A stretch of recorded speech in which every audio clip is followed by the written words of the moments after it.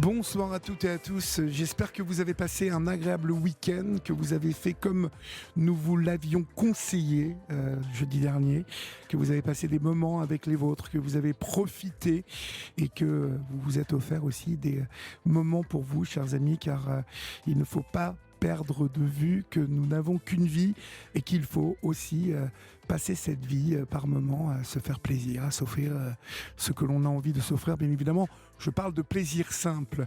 Vous êtes en plus des petits chanceux puisque vous êtes maintenant bienvenue chez vous, puisque cette Libre Antenne, c'est votre émission, vous le savez, et jusqu'à 1h du matin, c'est vous que nous écoutons, c'est avec vous que nous parlons, que nous échangeons, et ça, c'est la Libre Antenne d'Europe 1, puisque l'on peut dire et parler de tout ce dont on a envie de parler.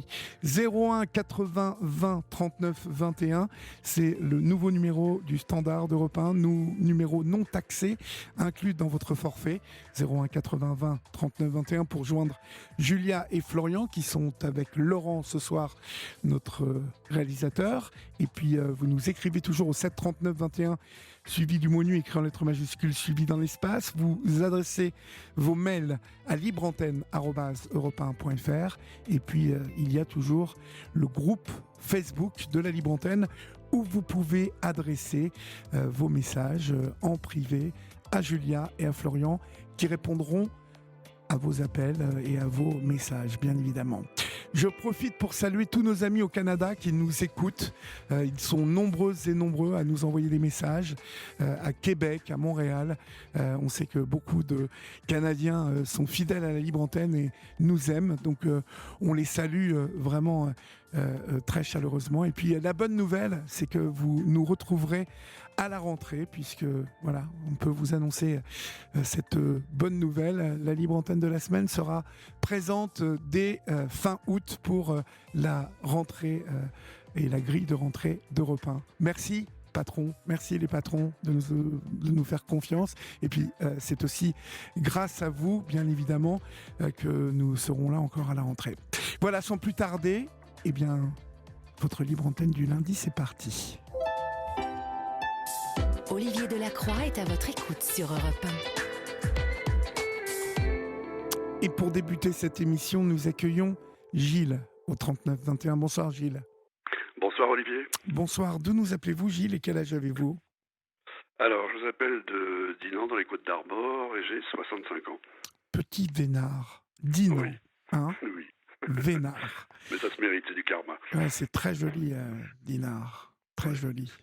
Saint-Lunaire, c'est tout près de Dinard, non? Bah, c'est à côté, et puis après, il y a Saint-Malo, il y a les remparts, il y a Cancale pour les huîtres. Ouais. Bref, il y a beaucoup à faire. Donc c'est bien ce que je dis, vous êtes un petit vénard. Oui, tout à fait. De quoi allons-nous parler, Gilles? Alors c'est un sujet qui est assez particulier, mais qui touche tout le monde. C'est en fait le domaine de l'après-vie. Et bon, je pense qu'il y a tellement à dire là-dessus, et il y a beaucoup d'histoires vraies ou fausses, de rumeurs, de légendes, de contes, et la Bretagne là-dessus est très très forte aussi. Oui, mais on va l'apprendre dans votre témoignage, vous vivez quelque chose de très particulier. Oui, c'est très particulier puisque ma femme est décédée il y a 2 ans, un peu plus de 2 ans, et que je suis en relation télépathique avec elle depuis 2 ans, même avant son proche départ d'ailleurs, quand elle était dans le coma, on communiquait déjà. Et j'ai résumé tout ça dans un livre qui s'appelle Un fil de lumière entre deux mondes, qui s'adresse à tous les gens qui ont envie de savoir exactement ce qui peut se passer à partir du moment où on rend son dernier souffle jusqu'après, les étapes de l'après-vie, l'au-delà. Alors, bien évidemment, il y a tout dans ce livre, donc Un fil de lumière entre deux mondes, qui est paru aux éditions de l'Authentique. On peut aussi aller voir sur votre site lescouleurmusicales.com. Mais avant de rentrer dans le vif du sujet, Gilles, est-ce que vous, avant le décès prématuré de votre épouse, est-ce que vous pratiquiez le spiritisme ou est-ce que vous étiez un adepte des sciences occultes ou pas du tout? Alors, j'avais déjà une approche de tout ça, puisque mon père avait des facultés de médium, mais qu'il utilisait très peu. J'avais moi-même des écoutes dans certains endroits, tels que les abbayes, des endroits où, on va dire, il y a une grande spiritualité à l'écoute des défunts, dans les calvaires bretons, auprès des dolmens, des menhirs. Oui, j'entendais, j'avais des messages télépathiques qui passaient, mais j'ai toujours refusé d'utiliser ça, si vous voulez, pour faire simplement une conversation ou essayer d'en savoir plus. Pour moi, je m'autorisais pas ça parce que j'avais d'autres choses à vivre. Et puis c'est venu au fur et à mesure, par le départ de mon père, le départ de ma mère, où au fur et à mesure, si c'est revenu quand même malgré moi. Et le décès de ma femme, ça a été immédiat, quoi. Ça a été immédiat, donc ça veut dire quoi? Ça a été immédiat? Alors ça a été immédiat dans le sens où à partir du moment où elle a été mise en coma artificiel parce qu'il y avait trop de souffrance, j'ai commencé à l'entendre, mais je savais que c'était elle parce qu'elle me donnait des exemples précis de ce qu'elle vivait. Vous l'entendiez Parce que, comment, Gilles? alors j'entendais comment? J'entendais en fait, alors ce que j'appelle écoute, c'est dans le sens où j'avais des pelotes d'images qui venaient dans ma tête avec comme une obligation de mots de traduction, si vous voulez. Vous savez, par exemple, vous êtes dans la rue, vous marchez, et puis vous avez une pensée sur quelque chose, vous avez des images, vous savez où vous situez, vous entendez la scène, vous voyez la scène, vous voyez les personnages, vous entendez les personnages. Sauf que là, c'était directement dans la salle de réanimation. Elle me décrivait absolument tout ce qui se passait dans cette salle, ce qui s'était passé pendant la nuit quand j'étais pas là, ce qui allait se passer au fur et à mesure. Elle me préparait aussi à son départ. D'accord. Ça, c'est le moment où elle est dans le coma. Oui, tout à fait. D'accord. Elle va durer combien de temps, cette période-là? Alors, ça a duré 3 jours simplement, où elle m'a averti en me demandant même la permission de partir, en disant je sais que ça va être dur pour toi, mais c'est quelque chose qu'on avait conclu avant de venir, donc il y avait aussi un pacte avant de venir s'incarner. Alors je sais que pour les gens ça paraît énorme tout ça, mais c'est une réalité que beaucoup de gens vivent, se souviennent souvent après, parce que dans la douleur, on a du mal à mettre des mots, et puis on est surtout dans l'émotion. Moi j'étais extrêmement lucide, puisque à l'âge de 22 ans, j'avais été initié, entre autres par Kalorin Poche, un Tibétain qui était spécialiste du bardo todol, sur les signes d'avant la mort, du passage et d'après. Donc tout ça, je le sentais comme étant une réalité constante, intense. Et les messages qu'elle me donnait étaient par rapport, par exemple, aux gens qui l'entouraient, les chirurgiens, les infirmiers, ce qu'elle appelait ses frères de cœur, parce qu'ils l'ont vraiment aidé, supporté. Et elle m'a dit, on l'avait prévu, je dois partir maintenant, mais de toute façon, on va rester en contact, puisqu'on doit écrire un livre sur ce qui vient de se passer, sur ce qui se passera après. Et on va écrire un livre à 4 mains. Et pour moi, tout ça me paraissait assez naturel, en fait. Et quand elle est partie, quand enfin j'ai pu me poser 2 heures à dormir, elle m'a montré exactement comment elle s'était détachée de son corps, comment elle était montée dans la lumière, qui l'accueillait, comment ça s'est passé. Et après, j'ai dû tout retranscrire à travers des séances qu'on mettait au point une fois par mois à peu près, Alors, pendant 3-4 heures. pouvez-vous nous expliquer un petit peu, dans les grandes lignes, comment a-t-elle été accueillie ou que vous a-t-elle raconté dans les débuts? Alors dans les débuts, il y a déjà eu le fait que comme elle avait eu pas mal de morphine pour les souffrances, elle était un peu déphasée, elle savait qu'elle était de l'autre côté. En même temps, elle avait quand même l'accueil de personnes qu'elle connaissait bien, qui étaient sa mère décédée auparavant, et d'autres personnes de sa famille, ce qu'elle appelait elle des guides de lumière, c'est-à-dire des personnes dont elle avait rêvé dans sa vie, qui l'avaient suivi toute sa vie, et qui lui apportaient l'énergie supplémentaire pour se reconstituer de l'autre côté. Et l'âme, on va dire, recroquevillée dans le corps au fur et à mesure, se détache du corps. Elle est partie par la fontanelle, en fait. Alors ça dépend, hein, pour l'avance et l'éveil de chacun. Elle est partie par la fontanelle, elle a commencé, on va dire, à s'évaporer dans la lumière. Et puis l'accueil a fait que, au fur et à mesure, elle est vraiment passée de l'autre côté, totalement détachée, avec une vision de la Terre, et puis ayant des possibilités de faire des zooms sur nous, ce qu'on devenait, ses proches et autres. Mais l'accueil s'est fait d'une manière assez simple, avec le besoin de se reposer immédiatement dans ce qu'ils appellent, eux, des salles de soins. Alors ça, ce sont des mots que l'on met, et ça se passe d'une manière totalement énergétique, mais on peut le comprendre comme ça. Une fameuse douche énergétique qui permet de restaurer l'aura de toutes les blessures émotionnelles ou autres qu'on peut avoir, des maladies. Après, il y a une autre étape qui consiste vraiment à faire un debriefing de ce qui a été vécu pour savoir ce qu'on peut en tirer, de ce qu'on attendait. Et puis après, il y a un retour de l'âme vers sa famille d'âme principale. Hein, c'est comme une tonalité commune, un diapason où certaines fréquences se retrouvent entre elles, ce sont des familles. Et après, elles évoluent entre elles en continuant à grimper plus haut, on va dire. Y a-t-il des références, enfin, comment puis-je m'exprimer? Y a-t-il des choses qu'elles emmènent de leur vie terrestre et qu'elles retrouvent dans l'après? Est-ce que ce sont des âmes qu'elles ont connues, approchées dans la Oui, vie? oui, disons qu'il y a plusieurs petites phases entre tout ça, où vous avez quand même, parmi les personnes ou les âmes qui vous accueillent, des âmes que vous connaissez depuis très très longtemps, avec qui vous êtes incarné même auparavant, mais vous avez aussi ce que vous avez été pendant votre vie terrestre, c'est-à-dire que quand on passe de l'autre côté, on ne devient pas soudainement omniscient, en pleine lumière, complètement réalisé. On est d'abord, pendant un certain temps terrestre, qui n'est pas leur temps à eux là-haut, la personne qu'on a été avec les mêmes émotions par rapport à ceux qui restent, par exemple. Donc il y a un besoin aussi de savoir ce que deviennent ceux qui sont restés sur Terre, le choc qu'ils ont pris, comment ils vont le vivre.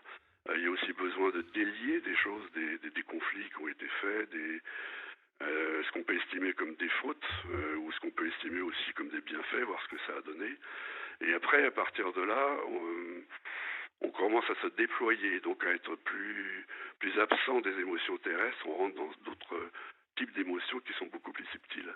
Mais pour autant, on a toujours cette attention par rapport à la famille terrestre qu'on a eue. Votre femme et vous, aviez-vous fait un pacte bien avant qu'elle s'en aille, au moment où elle tombe malade? Oui, oui, oui. Oui. On avait déjà décidé par rapport à tout ce qui était santé, si un jour ça arrivait, qu'il n'y ait pas d'acharnement thérapeutique. Donc là, c'est vrai que ça m'avait été posé par les médecins, tout en soulignant le fait que ça ne donnerait pas grand-chose, sauf peut-être de les réanimer pour 4-5 mois. Et moi, j'ai absolument refusé, et on en avait parlé.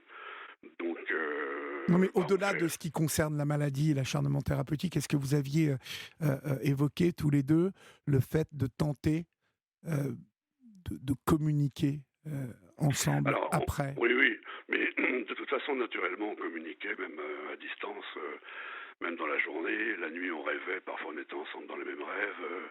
On se réveillait le matin, on en parlait, et on se retrouvait comme si c'était la suite de la vie. C'était très particulier comme relation. C'est une relation qui a duré 21 ans, dans laquelle on a été à travailler chacun aussi en hypnose de régression, parce que moi je suis aussi hypnopraticien en régression, vie antérieure et autres. Et donc on s'est retrouvés plusieurs fois dans des vies, alors parfois rocambolesques, parfois dramatiques, et on a bien vu que ce pacte avait été conclu avant. On s'est rencontrés, on devait avoir 43 ans à peu près, enfin moi j'en avais 43. Donc on avait déjà une vie qui avait bien commencé. Et on a profité quelque part du meilleur. Moi, j'avais fait les enfants avant. Elle n'en avait pas voulu parce qu'elle s'est totalement consacrée au bébé dans toute sa vie. Donc, elle voulait le temps que pour ça, pour les bébés des autres. Et on s'est bien rendu compte qu'on avait déjà conclu ça depuis très longtemps puisque bon, tout était naturel entre nous en télépathie. Donc, ça s'est continué après. Sauf que la différence, c'est qu'elle est dans un corps énergétique et moi, je suis encore dans mon corps terrestre. Donc il y a un diapason qui s'est créé au fur et à mesure de ces 2 dernières années, où on a encore énormément d'amour réciproque, et qui est dû aussi à tout ce travail antérieur, bien avant de venir. Et ce contrat-là, entre elle et moi, avait été conclu bien avant. On l'avait vu déjà dans des hypnoses. Alors vous dites que soit on s'empare de cette réalité hors normalité, soit on se laisse prendre par tout le processus établi depuis des lustres et finalement on n'y croit pas en fait. C'est ce que Oui. vous dites en fait. En gros, on y croit et donc là on s'y abandonne. Oui. Et il y a, je suppose donc tout d'ouvert. On parle de chakra, mais là on parle peut-être d'autres choses. Hein. Je ne suis pas un spécialiste, mais on est tout ouvert à recevoir ces signes et à recevoir Oui. ce langage. Vous parlez de synchronicité qui existe dans tous ces moments de l'après. Oui. Qu'est-ce que c'est que ces synchronicités? C'est par exemple tous les signes qui sont donnés, surtout dans les premières heures ou les premiers jours. par celui qui est parti et qui a envie de savoir qu'il est bien là où il est, qu'il ne faut pas s'inquiéter pour lui, que c'est une normalité. En fait, la conscience, il n'y a pas de rupture de conscience entre le fait d'être vivant ou mort. Il y a un corps simplement qui meurt, mais la conscience continue sur une autre forme de travail d'énergie. Mais c'est vrai que ces signes-là, c'est par exemple 3 heures après, moi pensant au bureau dans lequel elle travaillait énormément, parce qu'elle faisait beaucoup de soins à distance sur les gens. Il avait des boules de cristal qui étaient contre les vitres, qui donnaient des reflets arc-en-ciel avec le soleil. Et quand il y avait du vent, ça teintait. Le fait que j'y pense, il se mettait à teinter alors qu'il n'y avait aucun vent là-haut ou quoi que ce soit. Il y a eu des tas de synchronicités comme ça, où je pensais à elle léger comme un oiseau. Tout de suite après, il y avait des oiseaux. Il y avait un oiseau particulier de mes anges qui venait à chaque fois se poser devant moi. Alors, je sais qu'on peut se laisser aller, c'est une version poétique. Mais il y a tout de même dans ces moments-là une hypersensibilité qui sait vous faire dire c'est ça ou ce n'est pas ça. Il y a eu des moments où moi-même j'ai eu d'autres synchronicités, mais c'était avant, où j'ai eu pendant 3-4 mois, à chaque fois que je regardais quelque chose dans la rue en roulant, je voyais des pompes funèbres. Alors ça fait bizarre, je me disais mais pourquoi c'est quoi cette histoire de pompes funèbres, etc. Pourquoi je pourrais m'arrêter sur une boulangerie, moi qui adore les boutiques de boulangerie et les vitrines. Non, je m'arrêtais sur les pompes funèbres, je m'arrêtais sur des choses vraiment qui avaient un rapport avec la mort directe, les funérariums, des choses comme ça. Et après j'ai compris qu'il y avait déjà des messages avant qu'elle parte aussi. Et c'était quelqu'un qui était très très très sensible aussi au niveau de la douleur, donc il ne supportait pas la douleur, les choses comme ça. Elle n'a pas fait du tout de bilan pendant plusieurs années, et moi je sentais qu'il se passait quelque chose. Elle ne voulait pas, mais j'avais des signes, je la voyais par moments devenir blanche, devenir jaune, etc. Et comme elle partait après dans ses soins énergétiques, elle revenait pimpante, donc je me disais bon c'est peut-être pas moi. Il y a aussi des signes avant-coureurs, on va dire, et des signes après, et des synchronicités qui se créent avec j'ai eu des visions sur des panneaux publicitaires marqués le grand départ, des choses comme ça. Enfin, vous voyez, voilà. Bon, alors sur le moment, c'est simple de mettre un fil conducteur parce que c'est vraiment hyper parlant. Mais ces signes-là, ils essayent de nous les donner, de nous apprendre un langage. Et c'est à nous de se rapprocher de ce langage pour essayer de comprendre. D'accord, je vois parfaitement ce que vous voulez dire. En fait, ce n'est pas un échange donc de mots et de sons, mais une synchronicité dans la pensée qui s'allie à un moment à travers un papillon, à Oui, travers... ça rend signifiant un petit événement tout à fait quelconque qui prend une densité importante parce qu'il vous touche directement dans l'âme. Et l'âme ne vous ment pas, vous parle de quelque chose. Et les parfums de rose, les mains dans les cheveux en regardant la télé à moitié endormi, les rêves avec elle contre moi. Mon père avait déjà eu ça avec le départ de ma mère, m'avait tout expliqué. C'est vrai que j'ai revécu un peu la même chose, mais à mon niveau à moi, ma compréhension à moi. Et il y a des gestes, il y a des chaleurs près de vous, il y a des odeurs que vous retrouvez, mais en pleine nature, hein, il y a des encens que vous sentez en plein extérieur dans un champ, il y a des mélodies qui reviennent, il y a des tas de choses comme ça, où vous savez que la personne est là. Il faut savoir l'interpréter d'une manière très très très simple. Ça vous parle ou ça vous parle pas. Si ça vous parle, ça veut dire quelque chose. Si ça vous parle pas, c'est que pour le moment, c'est peut-être pas ce qu'il faut entendre non plus, et c'est peut-être pas ce que vous avez à comprendre. Mais en tout cas, comme il passe de l'autre côté, si vous voulez, les défunts sont encore dans un émotionnel très proche de l'état terrestre, savent mieux vous toucher, et après, ont besoin aussi de savoir que vous allez bien, parce qu'il ne faut pas penser que quelqu'un qui vous aime, même s'il est parti d'une manière dramatique, suicide ou autre, il n'a pas besoin de savoir ce que vous devenez, qui vous êtes encore à ce moment-là. Même parfois 6 mois, 1 an après, il peut se montrer à vous dans un état de jeunesse impeccable pour vous parler dans un rêve. Et là, c'est très très signifiant et vous savez exactement ce qui vous est dit. Parce que chaque mot a une valeur, chaque mot a un poids, et a pratiquement une odeur, un goût, un sens. C'est très puissant. Maintenant, en fait, vous communiquez en permanence. On peut dire que vous la sentez régulièrement dans une journée? Oui, je la sens régulièrement. régulièrement. Après, en permanence, non, parce que maintenant, j'ai plus de détachement par rapport à la vie que j'ai à faire terrestrement, mais elle est toujours là. C'est-à-dire qu'elle a toujours un œil sur moi, sur ce que je vis, si j'ai besoin d'un conseil. Et puis, il y a des moments où je suis vraiment en relation avec elle, parce que là, on commence un deuxième livre, donc on a des rendez-vous. On a nos rendez-vous à nous, si vous voulez, nos rendez-vous romantiques où j'allume mes bougies, je m'habille en rose, je suis très poétique, et on se fait une fête comme ça, là, dans les bulles de champagne, donc j'ouvre une petite bouteille. Et puis voilà, c'est parti, et j'ai des images, j'ai des mots qui viennent, j'ai une cohérence. Et puis après, comme je suis aussi auteur, je sais mettre en page, je sais mettre en chapitre, à ma manière. Est-ce que vous ne vous isolez pas, en fait? Vous continuez... Non, non, bien non, sûr, oui. d'accord. Oui, Vous parlez à vos amis ah oui, euh, oui, oui, de tous tout les cela? amis que je connais sont au courant de ça. Les derniers que j'ai rencontrés, c'était pratiquement effectivement à cette période où elle est partie, donc ils ont partagé ça avec moi parce qu'ils la connaissaient.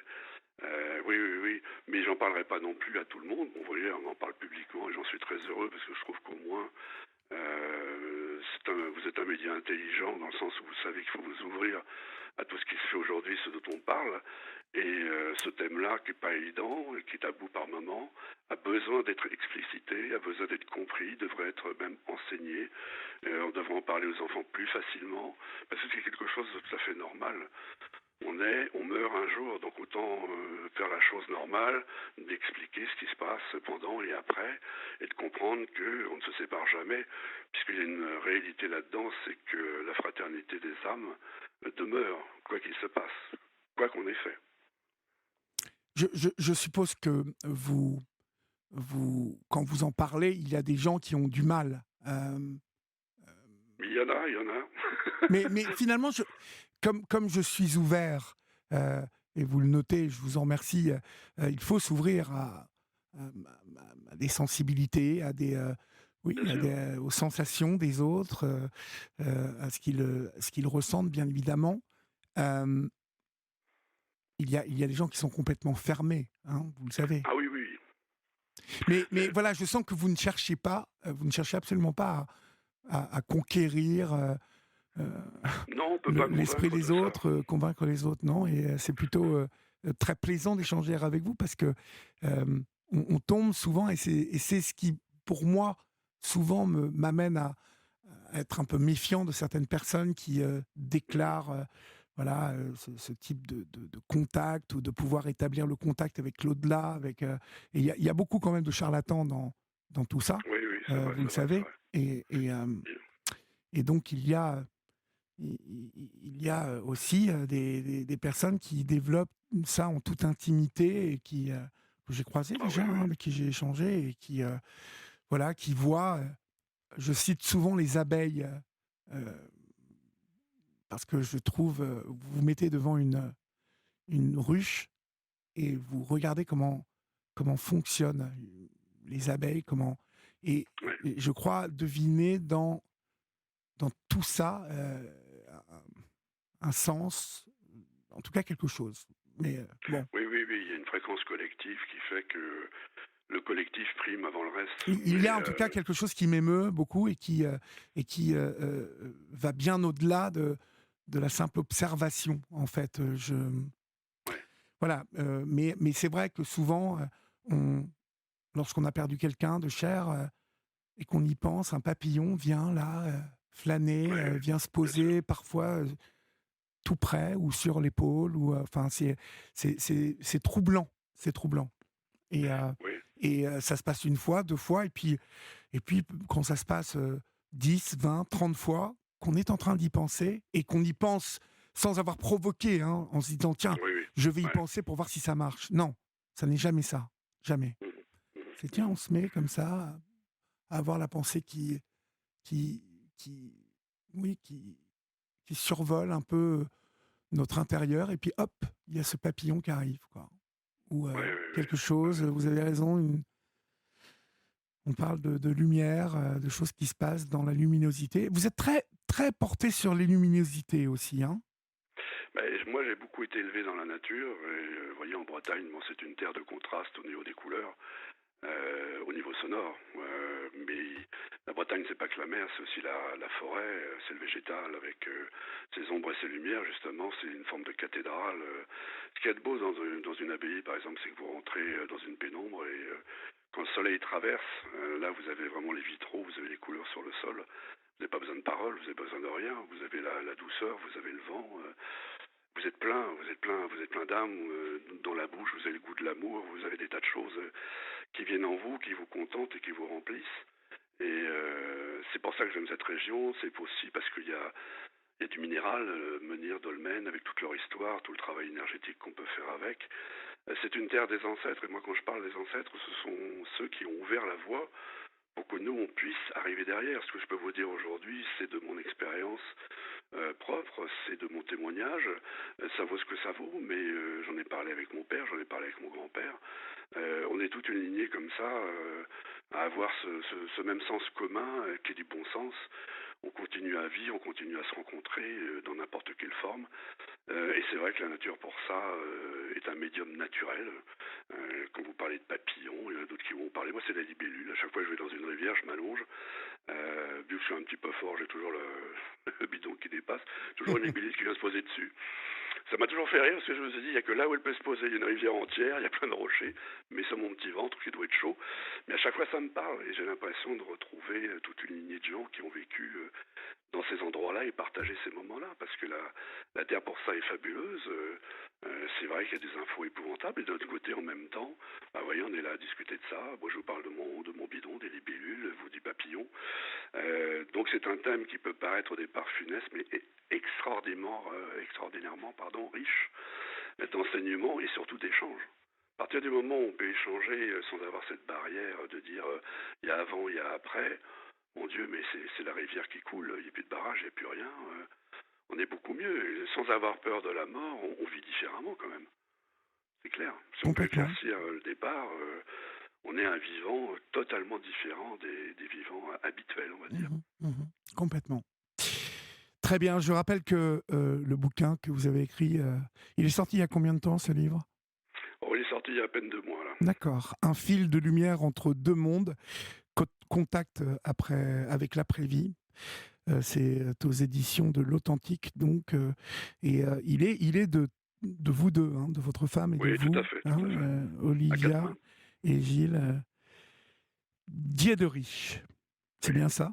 C'est ça, oui. Très bien. Merci 1000 fois, Gilles, pour votre témoignage sur l'antenne d'Europe 1 ce soir. Et puis, bonjour à madame, hein, la prochaine fois. Oui, pas de problème, elle est là. Elle est toujours là. Très bien. Écoutez, j'étais ravi de passer ce moment avec vous deux. Et puis, n'hésitez pas à nous rappeler quand le deuxième sera écrit. D'accord ? D'accord, avec plaisir. Portez-vous bien. Au revoir. Au revoir. On accueille Moana maintenant au 3921. Bonsoir, Moana. Bonsoir. Bonsoir. D'où nous appelez-vous, Moana ? De Perpignan. De Perpignan, d'accord. À côté, un petit village. Un petit village de Perpignan, d'accord. Et quel âge avez-vous, Moana ? J'ai 38 ans. 38 ans, d'accord. De quoi voulez-vous me parler ? Dites-moi. Eh bien, en fait, je voulais parler de mon handicap, qui est l'autisme Asperger. Oui. Alors ça me prend beaucoup aussi ça me demande un petit effort de vous parler parce que les interactions sociales ne sont jamais très faciles. Quoique là, à la radio, je ne vous vois pas, vous ne me voyez pas. C'est plus facile. C'est un peu plus facile, il n'y a pas le regard, mais je pense que vous connaissez l'autisme Asperger aussi. Je connais très bien. Toujours, voilà. Mais bon, je suis en confiance avec vous. Voilà. Vous pouvez. Oui, l'autisme Asperger, oui, c'est un handicap. Ce n'est pas une maladie psychique comme certains confondent de temps en temps. C'est un handicap, mais pas une maladie. Et c'est vrai que le spectre est large, comme on dit dans l'autisme. Il y a toutes les variantes, toutes les nuances. Ça va moi je cite souvent Elon Musk, qui on aime ou n'aime pas le personnage, ça c'est autre chose, mais qui se dit autisme Asperger et qui réussit parfaitement une vie professionnelle. On ne peut pas lui reprocher de pas d'avoir rien fait. Et chez moi, c'est très handicapant. Par contre, c'est un frein à l'insertion sociale, à la, à la vie professionnelle, à l'épanouissement. C'est vrai que ça me pose beaucoup de difficultés au quotidien, notamment un sentiment de profonde solitude souvent. Oui, oui, Voilà, d'être vraiment, vraiment très très seul. Euh, et, euh, et en même temps, je ne m'ennuie jamais parce que j'ai des intérêts restreints et mon cerveau est en perpétuelle ébullition, en perpétuel travail, sans prise de tête. C'est agréable. J'ai beaucoup d'intérêts restreints comme l'astronomie, la photographie, l'équitation, les pyramides d'Égypte, l'histoire, la musique, la oui. photographie, le cinéma. Enfin, je suis toujours en fait En il n'y perpétuel a pas d'ennui. mouvement. Ouais, un perpétuel mouvement, voilà, il y a jamais d'ennui. Je suis toujours en train de réfléchir. Même la nuit, je réfléchis. Quand je dors, je réfléchis. Oui. Voilà, je réfléchis tout le temps. Alors, des fois, les gens me disent, ah, ça doit te prendre la tête. Non, non, ça me prend pas la tête. Ça fait partie. Je suis tellement habitué à tout le temps réfléchir. Mais ce qui est dommage, c'est que justement, j'ai aussi fait un test. Je suis HPI. J'ai et ce qui est dommage, souvent, je me dis, c'est quel gâchis de ne pas pouvoir mettre à profit mes capacités intellectuelles ou autres, pour pour le partager avec les autres, pour en faire profiter une entreprise qui m'emploie, pour en faire profiter les autres et Oui, la oui. vie. Et moi, je me dis souvent, c'est vraiment quel potentiel gâché. Vous voyez, Qu'est-ce je qui voyais coince, que Moana, à votre avis, vous, de votre point de euh, vue? Qu'est-ce qui coince? C'est l'interaction, l'interaction avec les oui, autres? Oui, oui, voilà, souvent, et c'est subtil, c'est pas dans des grosses choses, c'est des petits détails qui font que on est atypique, on sort de la norme, on pose trop de questions ou pas assez, on parle trop ou pas du tout, ou on est des petits décalages. Je prends un exemple tout simple, j'ai voulu m'intégrer dans un club hippique où je voulais remonter à cheval parce que j'avais un très bon niveau. Avant, je faisais beaucoup de concours hippiques quand j'étais plus jeune oui, et j'ai voulu reprendre l'équitation. J'ai appelé un club hippique près de chez moi. J'ai dit allô, bonjour, voilà, j'ai le galop 7, j'ai un bon niveau d'équitation, je voudrais refaire l'équitation, mais je suis autiste Asperger, j'ai actuellement un médicament contre les angoisses qui fait que j'ai une grande fatigabilité. Je ne voudrais faire que 15 minutes pour commencer, pour me remettre à cheval tout doucement, même si j'ai eu un très bon niveau. La personne me dit, ah, bah, écoutez, c'est une demande un peu particulière, c'est atypique, il va falloir que j'en parle au responsable, je vous rappelle dans 15 jours. Enfin, je vous rappelle demain. 15 jours passent, elle ne me rappelle pas, je la rappelle, elle ne donne pas suite à mes SMS. Donc, j'ai aussi une éducatrice spécialisée en autisme qui m'aide. Elle me dit, tu viens, Moana, on va aller voir directement ce que EPIC, on y va. Et devant cette monitrice me dit, ben non, la réponse est non, on ne va pas vous prendre dans notre club EPIC. Je dis, mais pourquoi? Je lui dis, ben, parce que, elle me dit, c'est une demande, nous, on a des balades d'une heure, une balade d'un quart d'heure, ça marche pas, ça sort du cadre. Je dis, mais moi, je suis prêt à vous payer une heure pour un quart d'heure, par contre, au niveau du tarif, ça ne me dérange pas. Et elle me dit, oui, mais non, ben, au revoir, monsieur, on arrête là. Enfin, voilà. Bon, un truc où je me suis fait jeter d'un club hippique, par exemple. Pourquoi? Alors, l'éducatrice a débriefé avec moi après, elle est très sympa. Elle m'explique toujours. Elle me dit, vous n'avez rien fait de mal, parce que je me remets toujours en question. Je me dis, mais est-ce que j'ai dit quelque chose de mal? Est-ce que ma demande avait l'air trop bizarre? Non, c'est simplement que il y a ce petit atypisme, ça sort de, vous êtes peut-être le premier qui lui demande une balade d'un quart d'heure depuis 20 ans que le club hippique existe. Ça, c'est un, ça paraît très légèrement hors norme, puisque finalement, je lui c'est paye, c'est très comme si je vais à la légèrement hors boulangerie. norme, Noama. Très légèrement hors norme. Vous êtes tombé sur quelqu'un de très rigide. Est-ce que vous avez tenté Oui, un autre club? oui, et j'ai trouvé un autre club super sympa. Bon, Voilà, voilà. ils ont fini par Vous, m'accueillir. vous Voilà. savez, j'échange avec beaucoup d'autistes Asperger et vous le savez, vous mieux que quiconque, il y a tellement de différentes formes d'autisme Asperger. Euh, Oui, je- j'ai tendance à penser que il y a beaucoup d'autistes, d'abord, qui ne le savent pas. Donc ça, c'est un gros mm, problème. Mais pour celles et ceux qui le savent, je, je, je, je trouve que c'est bien de le dire d'emblée, de, Oui, oui. de le dire et de dire voilà, moi je vous préviens, voilà, il y a une norme. C'est vous, c'est sûrement la personne qui est à côté de vous, et puis tous les gens là. Et moi, je suis autiste Asperger, ça veut dire que je suis atypique. C'est-à-dire que, et vous l'expliquez très bien, hein, je ne suis pas comme les autres, je peux euh, poser peut-être pas assez de questions, ou trop, je peux peut-être manquer de second degré à un moment, ne pas euh, percevoir certaines choses. Je peux vous paraître parfois bah, étrange, parce que je vais peut-être vous poser une question qui est à côté de la plaque, mais à partir du moment où vous savez que je suis autiste Asperger, et c'est ce qui fait notre différence, euh, moi, je mise toujours sur voilà, la bonne volonté des gens et l'intelligence des gens. Euh, Malheureusement, je pense que bah, les autistes Asperger, Moi, je dis souvent, il faut que moi je fasse, pour se rencontrer avec les autres, il faut que moi je fasse un effort. Enfin, je oui, fais un pas, et il faut que l'autre, le neurotypique, fasse un pas. oui, Que exactement. chacun fasse son pas. Que lui accepte de dire, bon, je fais un petit effort de compréhension. Et moi, il faut aussi, par contre, je suis pour me dire, je peux pas en vouloir, j'en veux à personne, parce que je me dis, je peux pas en vouloir aux gens de ne pas être formés à l'autisme. Tout le monde n'a pas une formation à l'autisme, donc souvent les gens ne connaissent pas. C'est souvent par méconnaissance.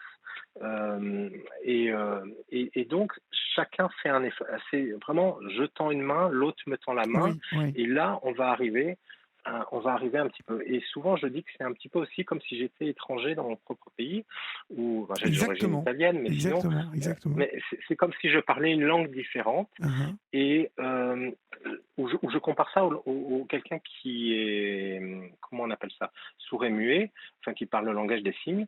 Euh, Si quelqu'un apprend à parler le langage des signes, ça va être possible.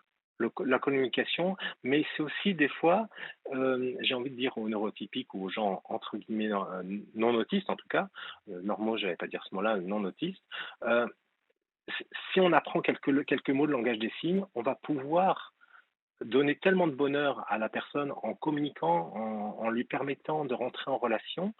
Et euh, mais en fait, cet ostracisme que je vis un peu, parce que je suis photographe, j'essaye de faire des expos photos, j'ai du mal. Alors quand j'appelle, je fais de la musique, j'ai 500 chansons qui sont sur mon ordinateur enregistrées, mixées, et quand j'appelle les studios d'enregistrement, ils me prennent pour un extraterrestre, ou Ouais, les ouais. producteurs pour essayer de leur dire j'aimerais bien sortir. Voilà, on est souvent euh, et je me dis souvent que c'est pas lié uniquement à l'autisme. Euh, Parce que je pense que la différence en général, qu'on soit trans, gay, bi, chose, il y a de la grossophobie aussi pour les personnes un peu rondes. Il y a, en fait, c'est vraiment la différence en général. C'est accepter de faire un pas vers l'autre, bah, comme vous faites vous. Je pense que c'est ce que vous faites dans cette émission. Vous écoutez plein de gens différents et, euh, et même si ils n'ont pas la même vie que la vôtre, vous vous intéressez à leur vie. Moi, Et je pars du principe que l'on se construit à travers l'autre et que l'on apprend de soi à travers l'autre. oui, On apprend énormément de nos différences, énormément. Si on oui, n'était qu'avec des gens qui nous ressemblaient, d'abord, de un, on oui, s'emmerderait, on s'ennuierait. voilà. Oui, On s'ennuierait, pardon, c'est vrai que je dis un gros mot. Voilà, et puis on n'avancerait pas beaucoup. Alors que la oui, différence, même dans l'opinion, euh, voilà, ne pas être obligatoirement d'accord avec l'autre, oui, implique obligatoirement qu'on va discuter, on va échanger. J'ai bien aimé une personne qui m'a dit l'autre jour, je sortais d'un rendez-vous d'une heure qui s'était pas vraiment bien passé, et, euh, et après cette personne m'a écrit un SMS en me disant, tu vois, voilà, on échange, on avance, on recule, on se trompe parfois un peu, beaucoup, et puis après on rectifie, et puis on se donne rendez-vous pour le coup d'après pour essayer d'avancer à nouveau. Et c'est la vie, ça doit être ça, sans se buter, s'écorcher, sans se fâcher. Et je crois qu'on avance vraiment, vraiment oui. comme ça. Et alors, si je peux dire quelque chose d'autre en même temps, qui est un peu aussi le. Alors, il y a des points très positifs dans l'autisme intérieur. Je suis très créatif, comme je vous dis. Je me dis, si on faisait un pari, on me dit demain journée de mardi, tu composes 10 chansons, tu les enregistres, tu les mixes, prêtes à être diffusées sur iTunes, je suis capable de le faire, par exemple. Mhm. Ou des choses. Il y a une hyper créativité par moment quand je me mets dans ma bulle. Ça, c'est les bons côtés. Les mauvais côtés, c'est que j'arrive pas à sortir. Je sors une fois de temps en temps pour faire mes courses, et sinon sans mon éducatrice spécialisée, qui malheureusement n'est pas remboursée par la Sécu, c'est 35 € de l'heure, donc c'est énorme, je ne peux pas, avec ma petite allocation, le gérer. Oui. Et je voulais parler de la MDPH sans animosité aucune, mais j'ai fait un dossier de PCH qui s'appelle la prestation compensatoire du handicap, pour demander la prise en charge de cette éducatrice. Ça a été accompagné d'un dossier d'un médecin de 15 pages, très complet, de mots de l'éducatrice, en disant Moana a besoin qu'on l'accompagne vers l'insertion, vers les habilités sociales. Ça a été refusé. J'ai attendu 1 an. J'ai déposé le dossier, j'ai attendu 12 mois, ça a été refusé. J'ai fait ce qu'on appelle appel, un rapport, et ça a été de nouveau refusé après m'avoir convoqué 2 fois 2 heures à des entretiens pour détailler toutes mes difficultés. Et je suis dans l'incompréhension. J'ai aucune animosité vis-à-vis de personnes sur Terre, mais dans l'incompréhension. Pourquoi on me refuse cette aide dont les associations d'autisme me disent que j'y ai droit, Vous y avez puisque absolument droit. C'est la MDPH de là-bas qui vous refuse ça? Oui, oui, oui, oui. Et Et maintenant, on me dit que, quand j'ai dit la MDPH, je dis pourquoi vous m'avez refusé. Ils m'ont dit parce que vous rentrez pas dans les critères. Mais j'ai été reçu en commission d'MDPH par aucune personne ne connaissait l'autisme dans la commission. Il n'y avait pas de médecin, il n'y avait pas de professionnels de santé. Il y avait l'association des paralysés de France, il y avait une association des non-voyants. Il y avait des choses, mais personne n'était concerné par l'autisme. Et on me dit, ça rentre pas dans nos critères. Donc, je suis vraiment handicapée aussi parce que cette éducatrice, pour moi, c'est comme un fauteuil roulant pour quelqu'un qui ne peut pas marcher. C'est tellement essentiel parce qu'elle m'apprend, elle me rassure parce que je suis hypersensible au bruit, à la lumière, à l'extérieur. Elle me dit ça va aller, on va changer de trottoir, on va aller marcher là, on va aller visiter un musée. C'est formidable et je ne peux plus avoir accès à ça, à ces services parce que c'est hors de prix pour moi. Et maintenant, la MDPH, je leur dis mais qu'est-ce que je peux faire? Elle me dit faut prendre un avocat, vous avez qu'à nous attaquer en justice. Et l'avocat me dit c'est 3 000 € parce que l'aide juridictionnelle ne marche que pour le pénal et pas pour le civil. Donc, je me trouve dans une situation où c'est pour terrible. faire valoir mes droits, il faudrait que je paye un avocat de 3 000 € pour faire valoir juste un droit qui est inscrit dans la loi. Et on me dit, l'association d'autisme que j'appelle me dit, mais Moana, vous n'êtes pas tout seul à se vous plaindre des MDPH, à avoir des gros soucis en tant qu'autiste, à ce que ce soit reconnu. Et alors, j'ai envie de dire quelque chose et en même temps j'ai pas envie de le dire. Mais vous savez, les autistes, on sait pas mentir, on sait pas tricher ni rien. J'avais fait une petite cagnotte en ligne. Si je peux donner l'adresse pour m'aider à payer ces frais d'avocat et Allez-y, cette bien éducatrice. évidemment, Moana. Allez-y. Mais après, je me dis, j'ose pas, c'est pas bien de faire ça, tout ça. Mais Tout, mais je me dis quand même. pourquoi Je libre sais pas. à celles et ceux qui écoutent ce soir et qui ont envie de vous filer un coup de main. Ça ne regarde que celles et ceux qui écoutent ce soir et qui ont envie de vous filer un coup de main. Hein. Oui. Oui, je suis tellement timide pour ça, mais bon, je dis, c'est tout simplement autistasperger.com, attaché en minuscule. J'ai créé un petit blog expliquant ma situation, qui je suis, quels sont mes besoins et pourquoi j'ai besoin de ce petit coup de pouce, parce que j'avais une famille qui m'a rejeté depuis 15 ans, qui ne m'ont plus vu, parce qu'ils ne supportaient plus mon autisme et parce que malheureusement, c'est vrai que parfois on fait des crises jamais méchantes, mais des petites crises d'autisme, vous savez ce que c'est, on se met à pleurer, à trembler, à tout ça. Ils ne supportaient plus. Et donc, j'étais déjà en plus un enfant adopté, donc j'ai été abandonné à la naissance, adopté et réabandonné une deuxième fois. D'accord. Donc, je ne peux pas compter sur un soutien familial pour ça. Et par contre, je suis l'inverse de quelqu'un de dépressif. J'ai envie de faire une expo photo, j'ai envie de partager parce que l'expo photo, pour moi, c'est une manière de rentrer en contact avec les gens, de pouvoir parler. Mais complètement. Et voilà, les associations autistes, ne vous êtes pas là-bas dans la région de... C'est Languedoc-Roussillon, c'est ça? Oui, c'est Pyrénées-Orientales. Il n'y a pas vraiment d'association d'autisme dans le département. Celles que j'appelle sont à Paris, sont des nationales. On m'avait dit, une association d'autisme me dit: «Ah, il faut que vous contactiez Nico Saliegas, il s'intéresse à la photo, il est photographe et il fait aussi des expos, il a photographié des autistes et autres». Mais bon, sur un Instagram où il y a 1 million de followers, j'ai aucune chance Oui, de je pouvoir doute. le contacter. Vous avez raison.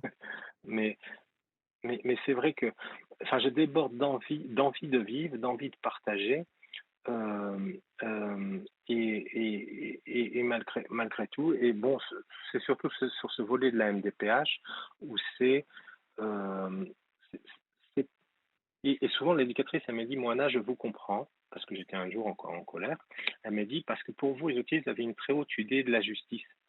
C'est-à-dire, on vous dit que vous avez un droit et vous l'avez pas. Vous comprenez pas. Là, vous comprenez pas, dans le cerveau, ça bug. Pourquoi on me dit que vous avez droit à la PCH, même ne serait-ce qu'1 heure par semaine, hein, je demande pas beaucoup. Mais vous avez été diagnostiqué comment, en fait, par qui? Est-ce que vous avez été Alors, diagnostiqué par un neuropsychiatre? Est-ce que le diagnostic oui, a bien été établi? Parce que normalement, oui. la MDPH, vous voyez, par exemple, à Paris, il y a beaucoup d'autistes Asperger euh, qui ont un dossier à la MDPH et ça se passe très bien. C'est pour ça que je ne comprends Oui, pas alors on que... m'a dit que c'était par région. Moi, j'ai été vraiment diagnostiqué par un médecin sérieux, reconnu vraiment pas auprès du CRA, reconnu reconnu qui travaille avec le CRA, qui est un centre de ressources autisme, qui est vraiment sérieux, qui m'a évalué sur une période d'1 an. euh, et un an régulièrement, qui a fait 15 pages détaillées. euh, mais on me dit que le problème, il est que les AH et les PCH sont payés par les départements et non par l'État.